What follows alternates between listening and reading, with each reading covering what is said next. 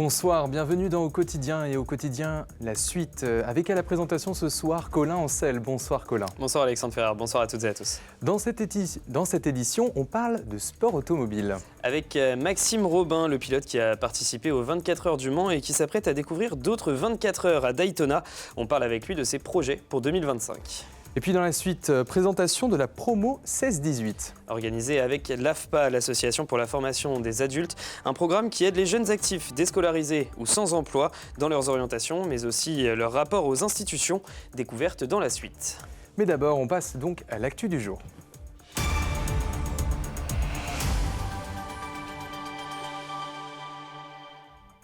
Bienvenue dans votre journal du lundi 13 janvier avec au sommaire une institution du Mans partie en fumée, Colin.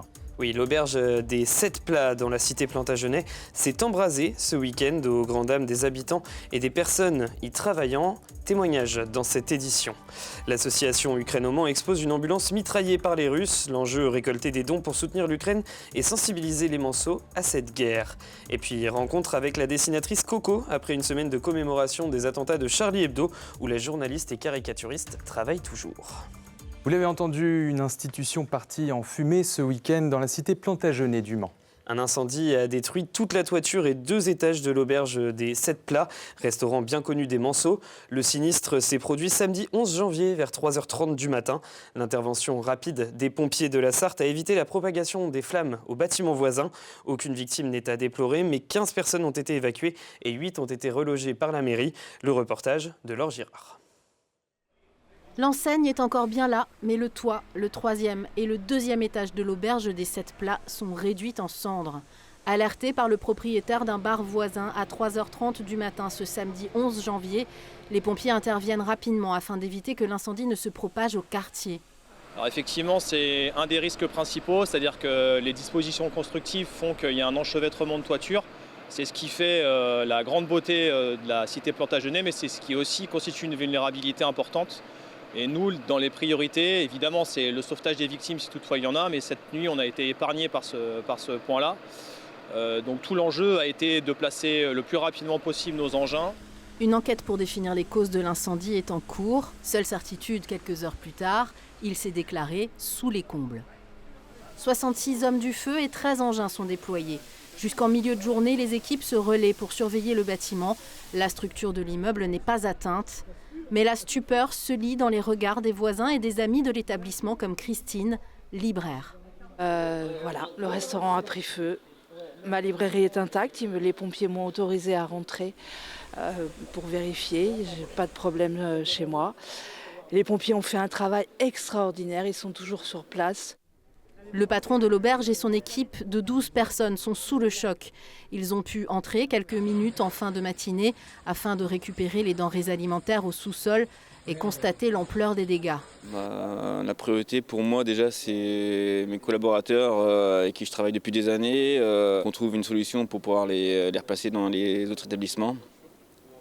C'est très dur, mais on va bien trouver des solutions. Il faudra des mois pour reconstruire. Mais le gérant l'assure, les 7 plats, lieux emblématiques de la gastronomie mancelle, renaîtront de leurs cendres. Et à noter que le bar à vin à côté du restaurant, le comptoir des Cocottes, est lui aussi fermé jusqu'à nouvel ordre. Il a été fortement endommagé par les lances incendie et l'eau qui ont servi à éteindre les flammes. Pardon Colin, Bruno Retailleau était au Mans ce dimanche soir. Le ministre de l'Intérieur, entouré d'élus, commémorait la mémoire des 104 Sarthois morts le 12 janvier 1871 face à l'armée prussienne. Lors de la cérémonie place du Jet d'eau, 150 gendarmes sarthois ont défilé accompagnés de la fanfare militaire. Dans son discours, le ministre dit, je cite, « Pas de civisme sans patriotisme », une prise de position assumée depuis sa nomination. Bruno Retailleau a rendu hommage aux gendarmes de la Sarthe en décorant certains d'entre eux et en leur remettant un drapeau français. On écoute le ministre de l'Intérieur, c'était pendant son discours. Gendarmes du groupement de la Sarthe, ce drapeau que nous allons vous remettre, soyez-en dignes, soyez-en fiers, soyez-en dignes comme vous l'êtes dans l'adversité, juste et droit, pour servir et protéger nos compatriotes, et soyez-en fiers, comme je suis fier de vous.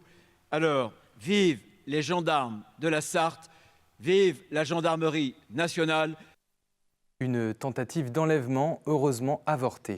C'est arrivé ce lundi matin à Saint-Marc-la-Brière. Une jeune fille sort de son domicile pour rejoindre le bourg et prendre son car. Mais au bout de l'allée, à proximité de la maison, un homme cagoulé attendait dans sa voiture. Il est sorti en courant et a tenté d'empoigner la jeune fille qui s'est précipitée chez elle en hurlant. La famille ne sait pas s'il s'agit d'une personne rancunière ou d'un individu présentant des troubles. La gendarmerie a été prévenue. Nous avons également contacté la gendarmerie pour savoir s'il s'agissait d'un cas isolé, sans obtenir de réponse à l'heure où nous rendons ce journal. Vous connaissez certainement l'expression « on ne tire pas sur une ambulance » et pourtant, si. Et oui, l'association Ukraine au Mans expose une ambulance mitraillée par les Russes. L'enjeu, récolter des dons pour soutenir l'Ukraine et montrer au public la réalité de ce conflit. Anthony Piton. Des centaines d'impacts de balles. Cette ambulance exposée devant la gare du Mans est l'un des témoins de l'atrocité de la guerre en Ukraine. En septembre 2022, elle a été prise pour cible par des soldats russes lors d'une opération de secours dans la région de Kharkiv. Là, nous avons l'exemple d'une seule ambulance mitraillée, mais il faut savoir qu'il y en a plein d'autres parce que les Russes ils utilisent toujours la technique de, comme on dit, double tap, c'est-à-dire qu'il y a la première frappe et à peu près 20 minutes après, on a la seconde frappe alors que les secours sont déjà sur place. Donc on est vraiment en manque de matériel médical. L'ambulance fait actuellement le tour des villes de France. Un QR code permet au public d'effectuer des dons. Il y a à peu près 45 associations qui ont accepté d'exposer dans leur ville cette ambulance. Mais cette campagne, elle est internationale et européenne. Je sais que cette ambulance, elle était dans d'autres villes d'Europe. Objectif de cette campagne, collecter 300 000 € pour acheter 30 ambulances. Le véhicule sera exposé devant la mairie de Coulennes ce mardi et devant la gare du Mans ce mercredi. La jumenterie du Lude reçoit une aide de 30 000 € par la Fondation du patrimoine. Et oui, Alexandre, dans le cadre du programme Patrimoine et Tourisme Local. Seuls 3 sites en ont bénéficié en Pays de la Loire. De quoi continuer à financer les travaux de la jumenterie débutés il y a 4 ans. La commune du Lude ambitionne de poursuivre les aménagements comme convertir 3 box en hébergement insolite, dont un accessible au public pour des expositions. Samedi dernier, la dessinatrice Coco est venue en dédicace à la librairie Bulle. Et oui, après une semaine de commémoration des attentats de Charlie Hebdo, où la journaliste caricaturiste travaille toujours, elle était au Mans pour dédicacer son dernier livre qui s'intéresse cette fois-ci à la souffrance animale. Une date anniversaire ce samedi, celui des grands rassemblements en soutien pour Charlie et pour la liberté d'expression qui avait rassemblé 4 millions de Français dans tout le pays. Rencontre avec Laure Girard. Dans Pauvre bête, Coco exerce pleinement son métier de journaliste dessinatrice et rend compte des maltraitances dont elle a été témoin dans certains lieux, mais aussi des endroits où l'être humain soigne nos amis les animaux, comme au refuge Groing-Groing de Neuvillette-en-Charny. On avait passé une super journée. Là, j'y suis allée plus pour rencontrer un peu les pensionnaires, entre guillemets, les pensionnaires un peu miraculés. Pourquoi ça s'appelle le refuge Groing-Groing? Parce qu'il y a beaucoup de cochons qui échappent à l'élevage intensif. À côté de ça, je voulais aussi montrer des lieux qui sont un peu typiques de la souffrance animale. Bien sûr, la corrida en fait partie. L'humour et la caricature ne sont jamais loin avec la dessinatrice de Libé et de Charlie Hebdo. 10 ans après les attentats, Cyril ressent toujours une vive émotion. Je ne pensais pas être aussi touché en prononçant son prénom et puis les événements, mais oui, ça me pèse encore aujourd'hui. Florence, elle, est venue avec pléthore de cadeaux faits main, des animaux comme autant de doudous pour se consoler. Coco vient de passer une semaine de commémoration éprouvante, mais nécessaire selon ses mots.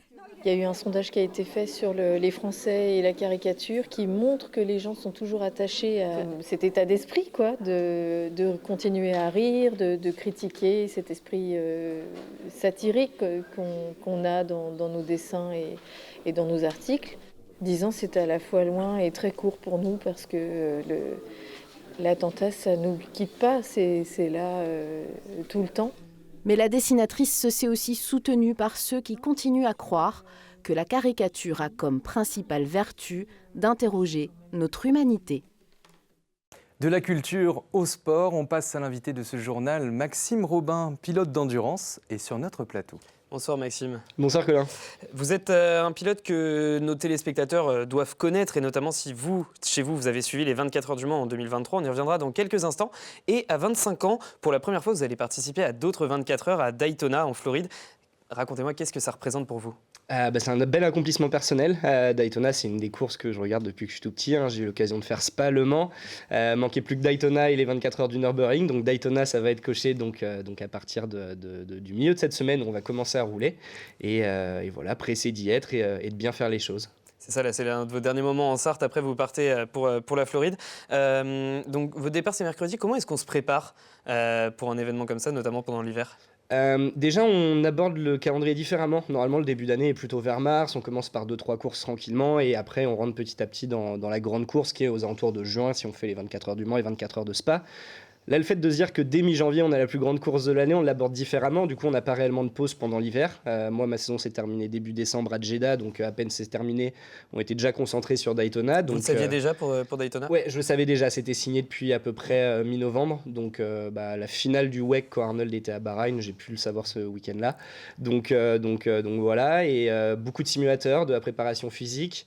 Daytona, c'est pas le circuit le plus physique en termes de pilotage et dans la voiture, mais c'est usant mentalement, c'est un événement qui dure 1 semaine et demie comme au Mans, donc voilà, bien se préparer et beaucoup d'excitation et d'adrénaline derrière. Il y a quand même quelque chose de sympa, c'est qu'en allant à Daytona, vous avez parmi vos coéquipiers Valentin Asclot, un nom qui est familier, parce que c'était également votre coéquipier aux 24 heures du Mans. Vous roulez souvent ensemble ? Ouais, on roule souvent ensemble. Ça a été mon coéquipier il y a 2 ans. On est amis depuis une dizaine d'années, vu qu'on faisait du karting à l'époque au Mans ensemble. Et voilà, et c'est un peu mon manager chez Aston Martin. C'est lui qui me donne les bons plans pour venir rouler dans des belles courses et compléter des équipages. Donc c'est l'occasion là de le faire avec VDSR et Aston Martin à Daytona. Et c'est un plaisir, on se complète bien, on s'entend bien, on se marre bien en plus à côté. Donc non, on passe du bon temps et c'est un plaisir de partager la voiture avec lui. Et puis vous avez un petit peu parlé des 24 heures en 2023. C'était un rêve avorté qui s'arrêtait sûrement trop tôt. Quel souvenir est-ce que vous en gardez ? Beaucoup de fierté déjà d'être là au centenaire, c'était déjà assez impressionnant. On était de l'équipage, on va dire 100% sartois. Valentin a fait tout son sport-études au Mans, donc on va dire que il est sartois d'adoption. C'est un sartois d'adoption, voilà, c'est ce qu'on disait. Donc beaucoup de fierté de représenter la Sarthe à ce moment-là, d'être là au centenaire, ça marquait beaucoup de choses. On avait la déco en hommage à Pescarolo et Matra qui étaient là pour montrer notre attachement à la Sarthe, aux personnes historiques qui ont marqué les 100 ans du Mans. Et c'était déjà sur une Aston Martin aussi. Et déjà sur une Aston, c'est cette année-là qu'on a commencé à travailler avec Aston et avec Valentin, on va dire, en termes de coéquipier. Et voilà, après, ça fait partie de la course, on a abandonné, ça aurait pu être moi ou Valentin dans la voiture, on aurait pu abandonner plus tard à d'autres moments, on va pas refaire la course. C'était une belle expérience, mais ouais, il y a une envie de revanche. Justement, cet abandon, nous étions dans les stands à ce moment-là, c'était un moment très émouvant, mais je présume que ça fait aussi partie de la construction d'une carrière de pilote. Ouais, c'est ça. C'est dans ces moments-là qu'on évolue le plus, mine de rien. Quand on gagne, on se remet peu en question, on se dit que tout va bien et on attend le prochain échec pour évoluer. C'est le schéma, on va dire, un peu classique. Quand on se prend une claque aux 24 heures comme ça, directement, et une saison qui avait été en plus compliquée en 2022, cette année, ça fait qu'on avait vraiment l'envie de rebondir. Arnold de son côté en championnat du monde en WEC et moi de mon côté en GT World. Et je pense qu'on a bien fait les choses. On a refait des podiums en championnat d'Europe. On était en tête des 24 heures de Spa pendant une grande partie de la course. Donc voilà, il y avait une envie de revanche tout au long de l'année. Je vais vous poser une dernière question sur ces 24 heures, parce qu'à la fois, c'est une expérience qui est géniale, notamment pour quelqu'un qui vient du Mans. Quel souvenir vous regardez notamment de la parade, par exemple ? Un peu une rockstar locale. Ouais, c'est ce que je disais, c'est qu'on est les petites rockstars sartoises à ce moment-là, même si on reste très humble et on sait que c'est l'événement qui porte aussi les pilotes, mais c'est un moment fou, tout le monde est autour de nous, il y a une osmose. Même si on est usé, ça fait déjà 1 semaine et demie qu'on est présent au Mans, en train de rouler, de faire beaucoup d'interviews. Il fait souvent très chaud en plein 24 heures. Là, c'est le dernier coup de boost avant de reprendre la course le lendemain. C'est un peu compliqué des fois de se dire, allez, on était le jeudi concentré dans la course, le vendredi complètement off, et il faut se remettre dedans dès le vendredi soir quand on va au lit. Donc voilà, faut gérer, ça s'apprend, mais c'est des moments magiques dont on se rappellera toujours. Votre carrière depuis ça, donc vous nous en avez un petit peu parlé, vous êtes passé en GT World l'an dernier. Comment est-ce que ça s'est passé pour vous ?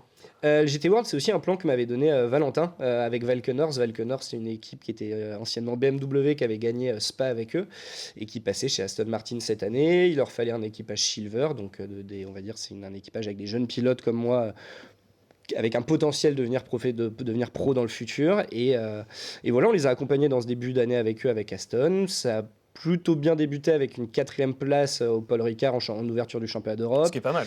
Ce qui était pas mal, même si on a c'est eu rageant de c'est rageant parce qu'en fait on était 2e avant le dernier arrêt, on a eu un petit problème de boîte d'huile. Spa, on était en tête avec un tour d'avance quand notre copain Valentino Rossi nous a gentiment sorti de la piste aux combes, on va dire. Et après on fait un podium à Monza et on fait des bons résultats le reste de la fin de l'année. Donc un peu frustrant quand même de se dire qu'on avait le potentiel d'aller chercher des victoires, quoi. Est-ce que vous gardez Le Mans dans un coin de votre tête pour les prochains mois, les prochaines années ? Tous les pilotes gardent Le Mans. Surtout que vous étiez en premier sur liste d'attente pour la dernière édition. Ouais, on était premier de liste d'attente l'an dernier avec Aston et RSL, Racing Spirit of Le Mans. Eux ont fini 3e du championnat d'Europe l'an dernier. Ils sont engagés en championnat du monde cette année, notamment avec Valentin. Et peut-être que Aston aura des chances cette année d'être pris sur dossier. Les choses sont en train d'être discutées en ce moment. Justement, quand est-ce qu'on sera fixé à peu près ? Je crois que c'est mi-février qu'on est fixé sur la liste officielle des 24 heures. Il y a un peu moins d'engagés en WEC, avec notamment des concurrents comme Isota ou Lamborghini qui sont partis. Mercedes qui revient, mais je pense que Aston est dans une bonne dynamique avec l'arrivée de la Valkyrie en hypercar. Peut-être que le profil d'avoir un nouveau Sarto aux 24 heures va plaire le comité de la CO. Donc voilà, on va se battre pour y être et on fera de notre mieux. On vous le souhaite, mais j'ai aussi une question à vous poser sur votre frère qui, lui, était en WEC l'an dernier avec Lexus. Où est-ce qu'il en est ? Est-ce qu'il y a... Eh bien, il y a des choses signées, de très belles choses qui seront annoncées d'ailleurs dans la semaine, ce mercredi. Ça va être annoncé prochainement. Donc voilà, je peux dire que ça va être annoncé mercredi, c'est la seule chose que je peux dire pour le moment. Ça va encore être un beau challenge, on va du coup pas rouler ensemble cette année une nouvelle fois, même si je pense qu'on arrivera à se croiser rapidement sur les courses et sur les différents championnats. Vous partez donc mercredi pour Daytona. La course, c'est du jeudi 23 janvier au dimanche 26 janvier 2025. Merci beaucoup d'être venu sur notre plateau. On peut mettre le lien Instagram pour vous suivre, que ce soit vous ou Projet 24 pour avoir des informations sur les pilotes sartois. Merci beaucoup d'être venu sur notre plateau. Merci Colin. On continue avec du sport, justement, Colin, avec les résultats du week-end. Et oui, on commence avec une belle victoire, celle des féminines du Mans FC. Les Mancelles, invaincus depuis le mois d'octobre. En Coupe de France, eh bien, les Joueuses de Damien Bolini s'imposent 2-0 à Orléans et se qualifient pour les 8e de finale où elles se déplaceront à Cannes, équipe de Détroit, rencontre qui aura lieu le dimanche 26 janvier. Et on reste en football, le Mans FC frustré par Rouen vendredi. Et oui, les Manceaux qui menaient 2-0 à la mi-temps, un doublé d'Arnold Voula. Mais en seconde période, les Normands reviennent au score en fin de match. D'abord sur un pénalty à la 78e minute. Et puis 10 minutes plus tard, sur un but de Ben Caïd, qui avait lui vu son pénalty arrêté par Nicolas Kossic en première mi-temps. Score final, 2 buts partout et pas de répit pour les Sartois qui enchaînent. Ils reçoivent Valenciennes ce mardi soir en Coupe de France au stade Marie-Marvin. Et on en parle dans 72 Sports. Et puis une victoire pour le MSB. Et un ticket qualificatif pour la Leaders Cup pour les Tangos qui ont dominé Gravelines vendredi soir. 83-78 avec la grosse performance de Williams Naras avec 18 points et 8 rebonds. Et on en reparle dans 72 Sports avec Mamadi Sangaré. C'est la fin de notre journal, on se retrouve dans la suite de Quotidien. On parlera de la promo 16-18, un dispositif d'accompagnement pour les jeunes déscolarisés et ou sans emploi, avec Jean Amour Fazer, juste après une courte page de pub et de météo.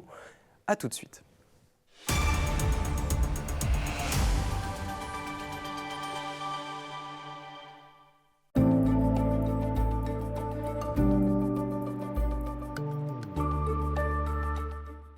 Bonsoir messieurs, dames, ravi de vous retrouver pour ce nouveau bulletin météo. J'espère que vous avez passé un très bon week-end et que vous n'avez pas eu trop froid. Alors pour cette journée de lundi, mais en soirée, des températures qui resteront très basses sur l'ensemble de notre département. Il va vraiment faire froid au cours de ces prochains jours. Alors regardez dans un premier temps ces températures plutôt négatives sur l'ensemble de notre département avec moins 2 degrés au Mans, Alençon ou encore pour Laval. Idem du côté de Mamers, moins 1 degré pour la Flèche ou encore du côté de Tours. Pour la journée de mardi, au lever du jour, alors côté ciel, on profitera d'un temps plutôt calme avec un ciel globalement variable. Comptez sur une alternance d'éclaircies et de passage nuageux, mais regardez surtout ces températures extrêmement basses avec des minimales comprises entre moins 6 et moins 3 degrés. Vraiment là les amis, il faudra vraiment bien se couvrir. Pull, écharpe et manteau seront vraiment les accessoires indispensables. J'insiste là-dessus. Moins 6 degrés pour Laval, moins 5 degrés au Mans. Pour Saint-Calais ou encore pour la Ferté-Bernard, même chose pour Alençon, moins 4 degrés à Mamers ou encore à Montval-sur-Loire. Pour la suite de votre journée, Côté ciel, peu de changements avec toujours des éclaircies et les températures qui évoluent entre 2 et 3 degrés. Ce seront les températures maximales, comptez 2 degrés pour Laval, à Blois ou encore du côté de Vendôme, jusqu'à 3 degrés pour Laval ou encore du côté de Sablé-sur-Sarthe. Pour la journée de mercredi, un temps plutôt calme et sec, les températures qui vont enfin remonter avec des températures globalement de saison. Pour la journée de jeudi, le soleil devrait briller assez facilement avec des températures comprises entre 6 et 7 degrés. En ce mardi 14 janvier, on continue de gagner quelques minutes de soleil. Je vous souhaite, les amis, de passer une très bonne soirée. Je vous dis à très vite pour un nouveau bulletin météo.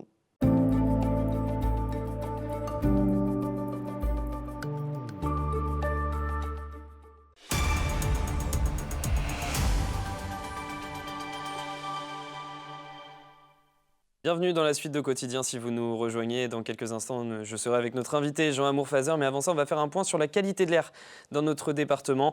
Et vous le voyez, la qualité de l'air prévue n'est pas très bonne dans le département pour ce mardi. Elle est même mauvaise par endroits. Un indice lié aux particules PM2.5 émises notamment par les appareils de chauffage. En plus, le maintien des conditions anticycloniques avec des températures froides et des vents très faibles favorise l'accumulation des polluants localement. Allez, maintenant, sans transition aucune, on va parler avec vous, Jean Amour Fazer, formateur en préinsertion pour la promo 16-18. Bonsoir. Bonsoir. La promo 16-18, ce sont des jeunes de 16 à 18 ans qui sont déscolarisés et sans emploi. C'est une sorte de formation de 13 à 15 semaines, mais en quoi ça consiste ?